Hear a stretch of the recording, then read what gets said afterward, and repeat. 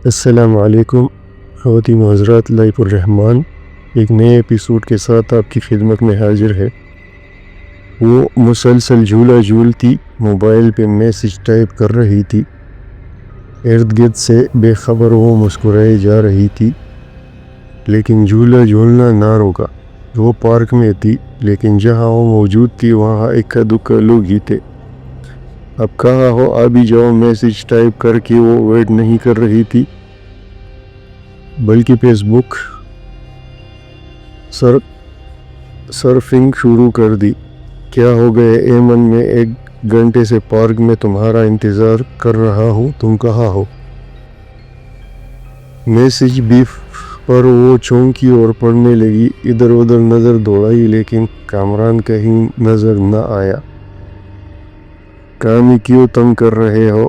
Get کے پاس ہی تو جھولے پہ ہوں، غصے سے میسج ٹائپ کیا اور موبائل سائڈ پہ کر کے جھولا لینے لگی۔ یہ دیکھے بغیر کہ اس کا میسج سینڈ ہی نہیں ہوا، اتنے میں ہوا کا ایک تیز جھونکا اس سے ٹکرایا اور وہ لرز گئی۔ اتنی ٹھنڈی ہوا میں بھی اسے پسینہ آ رہا تھا، دل کی دھڑکن کی رفتار بھی بڑھ گئی تھی۔ ایمن نے اپنا وہم سمجھا اور موبائل میں دوبارہ بزی ہو گئی، لیکن اب کی بار ہوا کا جھونکا بہت ہی تیز تھا۔ ایمن کا سانس رکا، پسینہ کھمٹی سے بہتا نیچے آ رہا تھا، دل کسی انہونی کا پتہ دے رہا تھا۔ دل بڑا کر کے موبائل اٹھایا اور کامران کو کال کرنے لگی، لیکن یہ دیکھ 14 طبق روشن ہو گئے کہ موبائل اسکرین بالکل بلیک تھی، جیسے وہ بند ہو گیا تھا۔ اسے کیا ہوا؟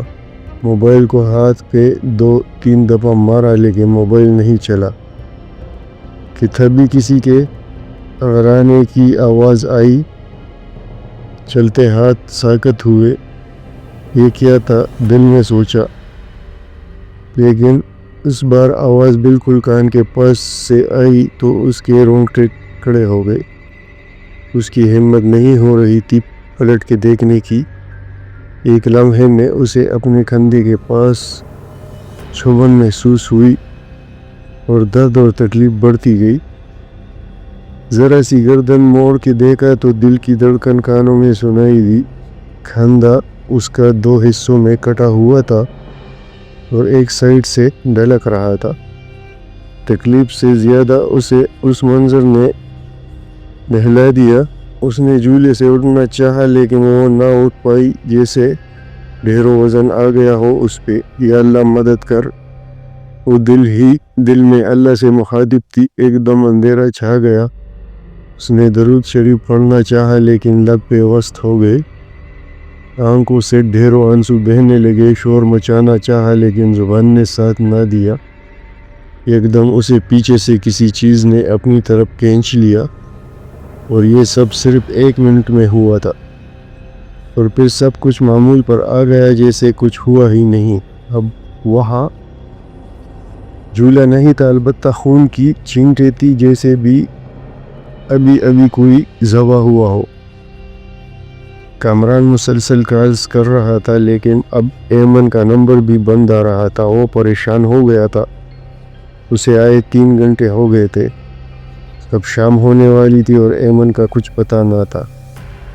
پارک بھی بند کرنے والے تھے۔ ایک بار پھر کال ملائی، وہاں موجود لوگوں سے پوچھا، لیکن کوئی بھی نہیں جانتا تھا کہ ایمن کہاں گئی۔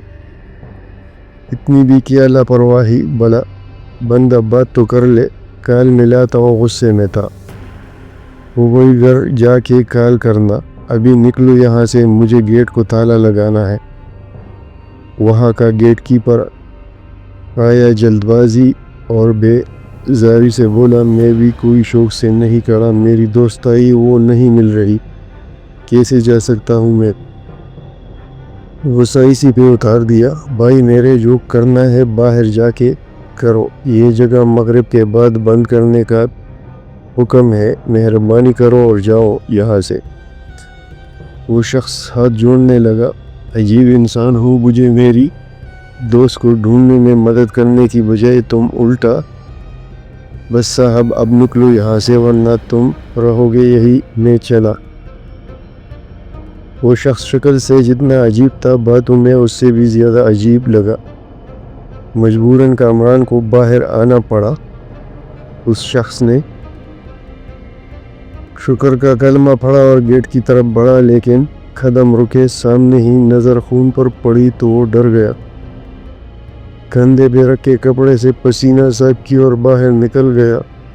کامران بھی گاڑی کے پاس آ گیا. رہ کر نہ جانے کیوں اسے ایسا لگ رہا تھا کہ ایمن یہی ہے، اسے بلا رہی ہے. تھکے قدموں سے پلٹا اور ایک نظر پارک پہ ڈالی جو اس وقت ایک خوفناک اور پراسرار سا منظر پیش کر رہا تھا. نہ جانے آج ایمن کو اس پارک میں آنے کی کیا سوجی. اچھا بھلا وہ قریب پارک تھا، آج یہاں بلا لیا. ہو سکتا ہے وہ واپس چلی گئی ہو. خود کی سوچوں میں سوال و جواب کا تانا بانا بننے گاڑی سٹارٹ کی اور آگے بڑھا دی. پیچھے وہی کھلکھلانے کی آواز آئی جو وہاں کی خاموشی میں بآسانی سنی جا سکتی تھی. اتنی دیر ہو گئی، ایمن ابھی تک گھر نہیں آئی. خدا خیر کرے، کہاں جا سکتی ہے. حلیمہ آنٹی بہت پریشان تھی، بار بار ٹائم دیکھ رہی تھی. ارمان کے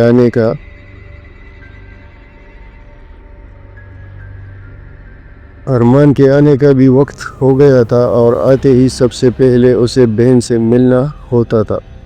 ابھی تک وہ گھر نہیں آئی تھی. اتنے میں گاڑی کے آنے کی آواز آئی. لگتا ہے ارمان آ گیا. دل گھبرایا لیکن پھر بھی آگے بڑھی. السلام علیکم بی جان. آتے ہی سلام کی اور دعا لی. کھانا لگاؤں آپ کے لیے بیٹا؟ جی لگا دے، آج بہت زوروں کی بھوک لگی ہے. ارمان نے موبائل والٹ نوکر شمس کو دیتے پیار اور لاڈ سے کہا. آپ فریش ہو جاؤ بیٹا، میں کھانا لگاتی ہوں. بی جان میری شہزادی کدھر ہے؟ آج آواز نہیں آئی. جاتے ہوئے بی جان کے قدم رکے اور پلٹی. دل میں ڈر تھا پھر بھی خود پر قابو پایا. ارے بیٹا آپ فریش ہو جاؤ، وہ بھی آ جاتی ہے. ٹالنے والے انداز میں کہتی وہ کچن کی جانب بڑھی. اب کیا بتاؤ ارمان کو کدھر ہے؟ کون سا مجھے بتایا کہ کہاں جا رہی ہے؟ اللہ کرے آ جائے. دل ہی دل میں دعائیں کرتی کھانا لگانے لگی. جبکہ ارمان کو بھی جان کا انداز کچھ عجیب سا لگا. سر جھکا کر وہ فریش ہونے چلا گیا. کھانے کی ٹیبل پر پھر سے ایمن کا پوچھا تو بی جان آئی بائیں شائیں کرنے لگی. بی جان بتائے بھی ایمن کیوں نہیں آئی ابھی تک؟ کیا کوئی بات ہوئی ہے؟ کھانے سے ہاتھ کھینچ لیا تھا. ارے نہیں بیٹا، پہلے آپ آرام سے کھانا کھا لو. بی جان ایمن کہاں ہے؟ اب کے ذرا ناگواری سے پوچھا. وہ بیٹا وہ بات کرتے وہ بکلا رہی تھی. ارمان ایک ٹک پتریلی نظروں سے دیکھے جا رہا تھا. بیٹا وہ شام سے کہیں گئی ہے اور ابھی تک واپس نہیں آئی. بالآخر بول دیا. کیا مطلب ہے آپ کی اس بات کا؟ غصے سے اپنی جگہ سے کھڑا ہوا. بیٹا وہ مجھے بتا کر بھی نہیں گئی. میں نے سوچا آ جائے گی لیکن بات ادھوری چھوڑ دی. حد کرتی ہے بی جان، ٹائم دیکھا ہے آپ نے؟ اگر وہ گھر نہیں آئی تو کم از کم آپ تو مجھے انفارم کر سکتی تھی نا. موڈ یکدم خراب ہوا. فوراً ایمن کے نمبر پہ کال ملائی لیکن نمبر بند جا رہا تھا. بہت دفعہ ٹرائی کیا لیکن بے سود. نمبر بند جا رہا تھا. پریشانی سے کہا اس کی ایک دوست ہے نا، کیا نام ہے اس کا؟ اسوا. بی جان فوراً بولی تو ارمان نمبر ملانے لگا. کیا تھا اسے بھی فون لا علمی کا اظہار کیا. بی جان نے مایوسی سے کہا. نمبر ڈائل کرتے ارمان کے ہاتھ رکے. ہبگی سے بی جان کو دیکھا اور نمبر ڈائل کرنے لگا. دوسرے بیل پہ اٹھا لیا گیا. ہیلو اسوا. جی ارمان بھائی کیسے ہیں آپ؟ اسوا فوراً بولی. الحمدللہ. وہ مجھے ایمن کے بارے میں جاننا تھا. آج آئی تھی وہ آپ کی طرف؟ نہیں ارمان بھائی وہ تو نہیں آئی. نہ ہی ہمارا کوئی پروگرام تھا. کیا ہوا؟ ایمن گھر نہیں آئی ابھی تک کیا؟ اس کے لہجے میں بھی پریشانی آ گئی. نہیں شام سے وہ نہیں معلوم کہاں ہے. دکھی اور پریشانی سے کہا اپنے نمبر ٹرائی کیا ہوں لیکن بند ہے. خیر بعد میں بات ہوگی. اوکے بھائی، آ جائے تو مجھے بھی انفارم کر دیجیے گا. ارمان اب حقیقتاً پریشان ہو گیا اور اپنے دوست انسپکٹر بالاج کو کال ملائی. ہرا سے ساری ڈیٹیل دی. بیٹا فکر نہ کرو، ایمن کا پتہ چل جائے گا. بی جان نے تسلی دی.